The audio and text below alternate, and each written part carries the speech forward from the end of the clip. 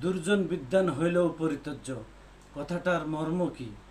মাননীয় শিক্ষা উপদেষ্টাকে বলতে চাই, আপনার মায়াকান্নার দ্বারা জাতিকে কি বোঝাতে চেয়েছেন?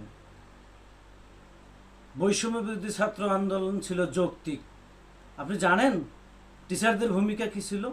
আওয়ামী লীগের 5-8 যারা গোলাম ছিল, যে টিচাররা ছিল কুলাঙ্গার বেয়াদব টিচার, তারাই লাঞ্ছিত হয়েছে।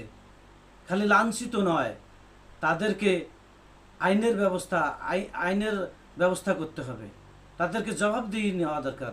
আপনি কোথায় ছিলেন আন্দোলনের সময়? টিচারদের ভূমিকা কি?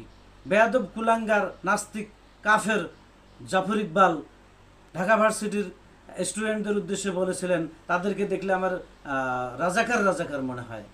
আপনি কি শুনেছেন কথাটা? আর আসিফ নজরুল স্যার আজ ছাত্রদের